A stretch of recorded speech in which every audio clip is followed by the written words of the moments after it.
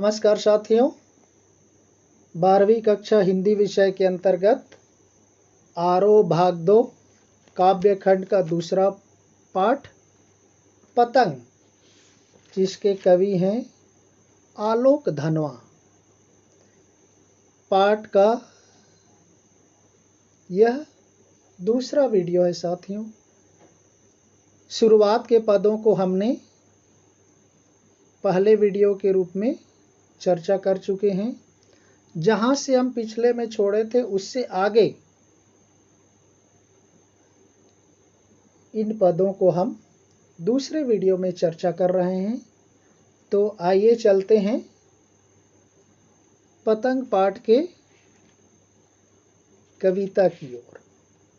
पिछले में हमने देखा कवि परिचय और पतंग के लगभग एक पैरा को।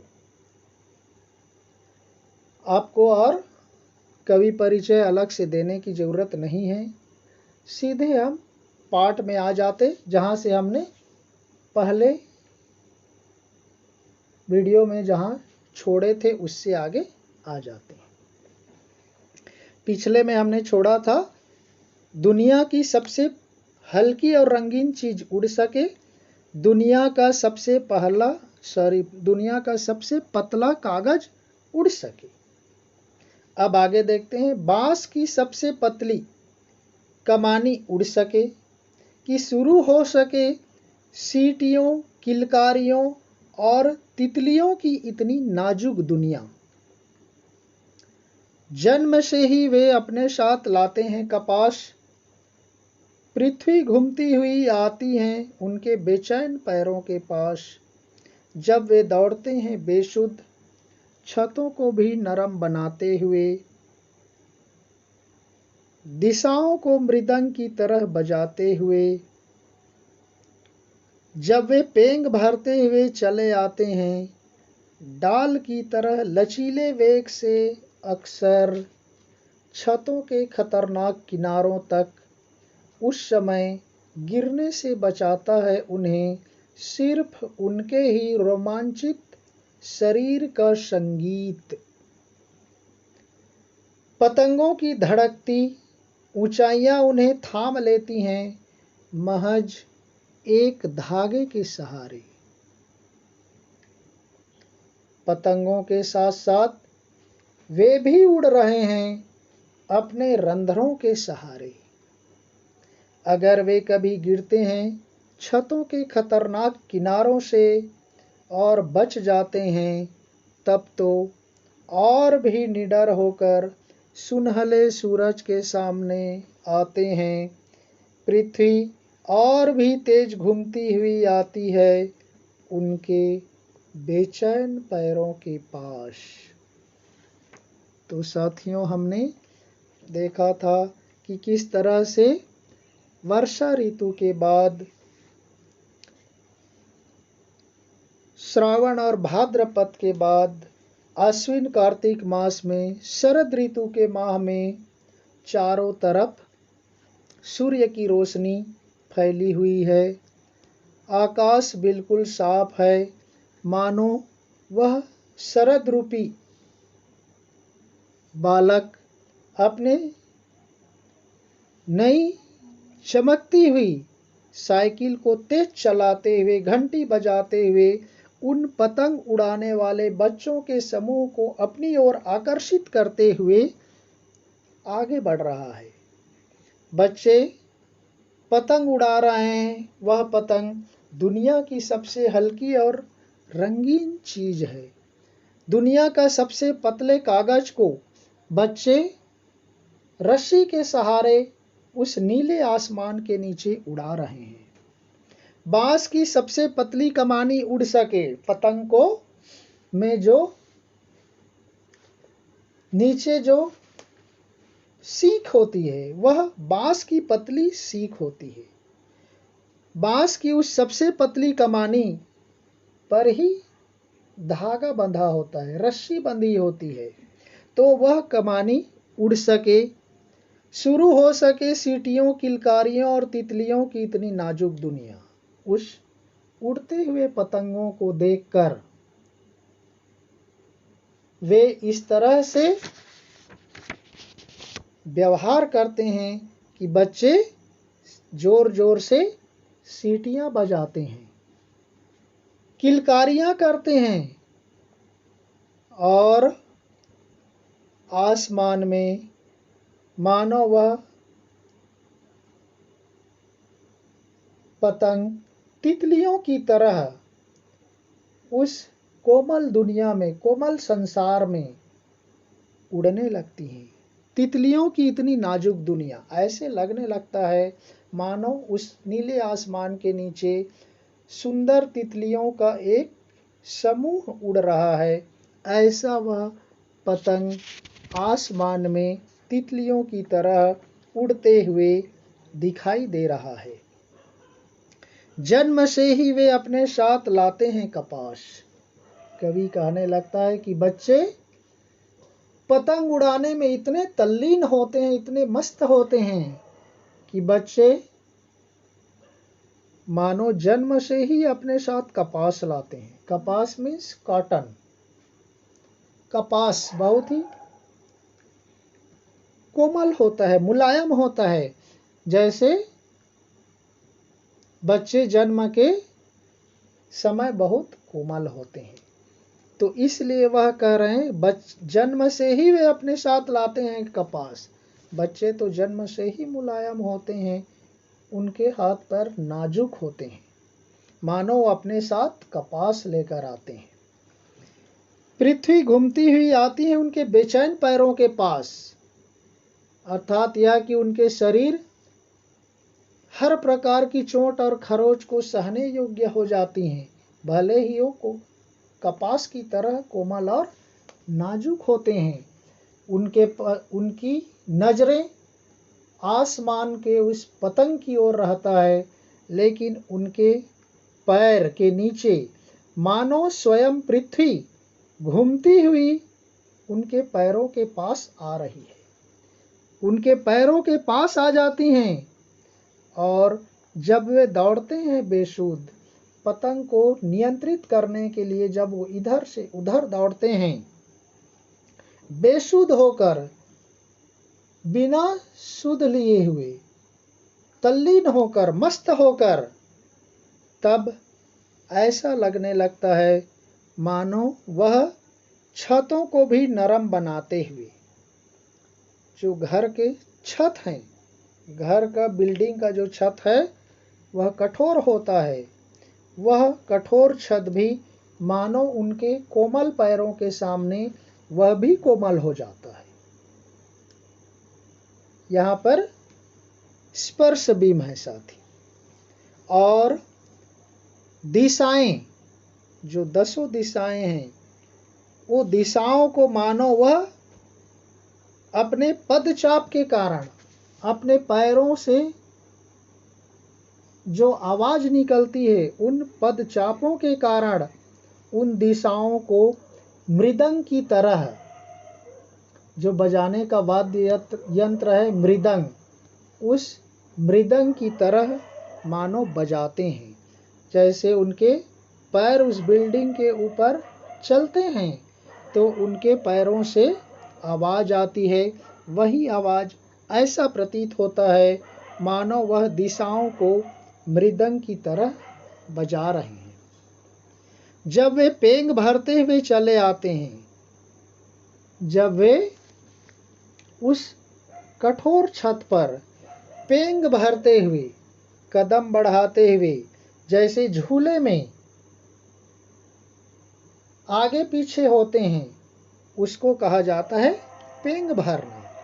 तो जैसे झूला झूलते हैं, आगे बढ़ता है पीछे होता है, आगे बढ़ता है पीछे होता है, सेम उसी तरह बच्चे उस पतंग की रस्सी को पकड़े हुए अपने पैरों को आगे पीछे करते हुए चले आते हैं, पेंग भरते हुए, झूला झूलते हुए आने लगते हैं। डाल की तरह लचीले वेग से अक्सर वे ऐसे होते हैं मानो उनके पैर कोई पेड़ की टहनी हो, कोई पेड़ की डगाल हो जो बहुत ही मुलायम हो, लचीला हो, और लचीला होने के कारण वह ऊपर से नीचे हो रहा हो या आगे पीछे हो रहा हो, और इस तरह से उन बच्चों के पैर मानो झूले की तरह इधर से उधर गति कर रहा हो।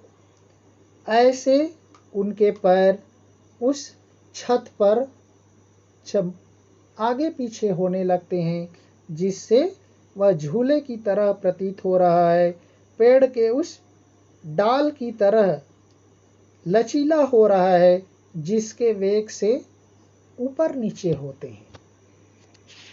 और छतों के खतरनाक किनारों तक ऐसा करते हुए वह कभी कभी उस अपने घर के छत है उसके बिल्कुल किनारे तक, खतरनाक यानी उस भयानक किनारे तक पहुंच जाते हैं जहां से उनका गिरने का अंदेशा होता है।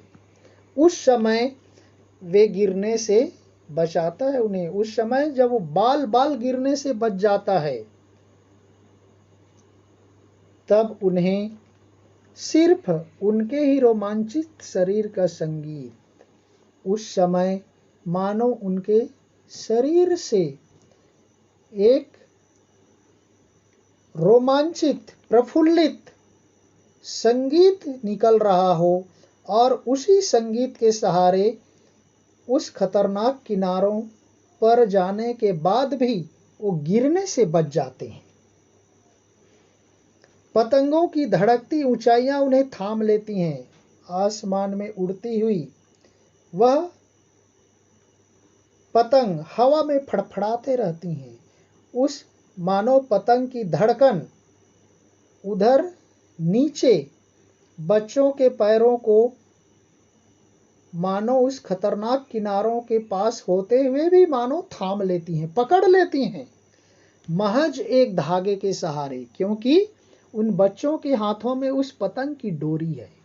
उस पतंग की डोरी को थामे हुए मानो वह अपने पैरों को भी नियंत्रित कर लेते हैं, अपने शरीर को संभाल लेते हैं। जैसे ग्रामीण परिवेश में जो तमाशा दिखाने वाले लोग हैं, दो बंबू को गाड़ करके बीच में रस्सी बांध देते हैं और रस्सी में चलते हैं, और केवल अपने शरीर को उस पकड़े हुए बांस के सहारे बैलेंस करके चलते हैं, संतुलित करके चलते हैं, और वो नहीं गिरते। इस बांस से उस बांस तक उस रस्सी में चले जाते हैं।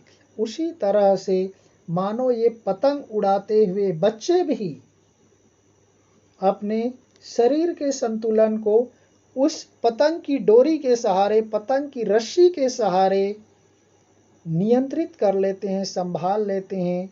छतों के किनारों पर होते हुए भी अपने आप को गिरने से बचा लेते हैं। पतंगों के साथ साथ वे भी उड़ रहे हैं। तब उस समय ऐसा प्रतीत होता है मानो वे बच्चे पतंग नहीं उड़ा रहे, बल्कि वो बच्चे भी स्वयं पतंगों के साथ उड़ रहे हैं। ऐसा प्रतीत होता है। अपने रंध्रों के सहारे, अपने शरीर के छिद्रों के सहारे वे स्वयं भी उड़ रहे हैं, ऐसा प्रतीत होता है, ऐसा लगने लगता है। तो वे गिरते गिरते बाल बाल बच जाते हैं, लेकिन गिरते नहीं हैं। उस पतंग की डोरी से, पतंग की रस्सी के सहारे ही अपने आप को गिरने से बचा लेते हैं। अगर वे कभी गिरते हैं छतों के खतरनाक किनारों से और बच जाते हैं, तब तो और भी निडर होकर सुनहले सूरज के सामने आते हैं। पृथ्वी और भी तेज घूमती हुई आती है उनके बेचैन पैरों के पास। और अगर इस तरह से वे पतंग उड़ाते उड़ाते अगर वे कभी गिरते हैं, गिर जाते हैं, छतों से गिरने के बाद, उन खतरनाक किनारों से गिरने के बावजूद भी वे बच जाते हैं, सुरक्षित रह जाते हैं, उनको कोई चोट नहीं पहुंचती, उनको कोई नुकसान नहीं होता, तब तो फिर पूछो मत। उनके मन में वह डर की भावना पूरी तरह से समाप्त हो जाती है। पूरी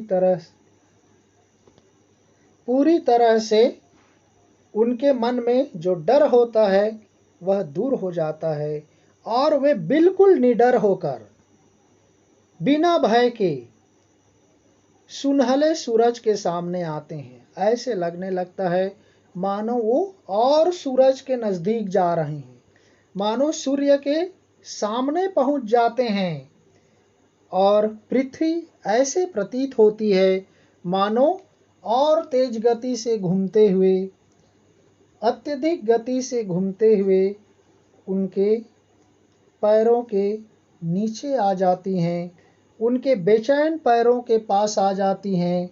मानो ऐसा लगने लगता है कि बच्चे अपने पैरों से सारी पृथ्वी को नाप लेना चाहता है, सारी पृथ्वी को पार करते हुए वह आसमान में पहुंच जाना चाहते हैं।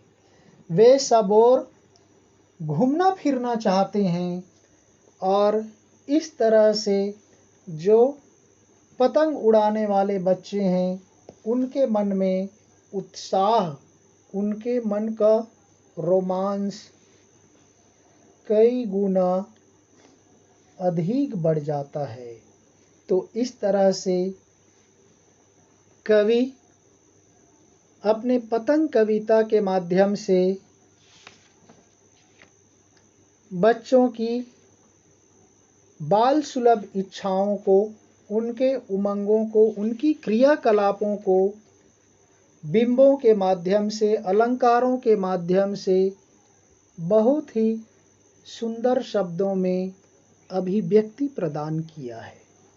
तो यहाँ पर भी देखिए साथियों किस तरह से अलंकारों का प्रयोग हुआ है।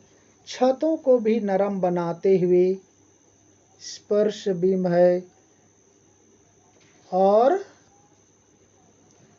यहाँ पर साथ साथ प्रयोग हुआ है पुनरुक्ति प्रकाश अलंकार है। पहले ही बता दिया गया है संपूर्ण कविता में मानवीकरण अलंकार का प्रयोग हुआ है। सुनहले सूरज, देखिए यहाँ पर स की आवृत्ति आ रही है, दो या दो से अधिक बार स की आवृत्ति आने पर यहाँ पर अनुप्रास अलंकार का भी प्रयोग हुआ है।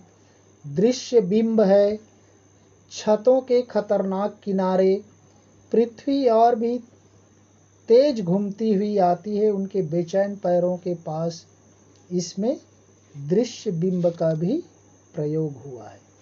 तो इस तरह से साथियों हमने पिछले वीडियो में भी बताया था काव्य सौंदर्य, इसमें भी वैसे ही है मानवीकरण, पुनरुक्ति प्रकाश, अनुप्रास अलंकार, दृश्य बिंब, इन सब का स्पर्श बिंब छतों को और भी नरम बनाते हुए, श्रव्य बिंब है, दिशाओं को मृदंग की तरह बजाते हुए में इस तरह से अलंकारों का प्रयोग हुआ है। भाषा खड़ी बोली हिंदी है। तो इस तरह से हमने आलोक धनवा की कविता पतंग पाठ को 2 वीडियो के माध्यम से यहीं पर समाप्त करते हैं। बाकी वीडियो सुन कर के, देख कर के इसके अर्थों को ग्रहण करने का प्रयास करेंगे। फिर किसी दूसरे वीडियो के साथ मिलेंगे। तब तक के लिए धन्यवाद। जय हिंद।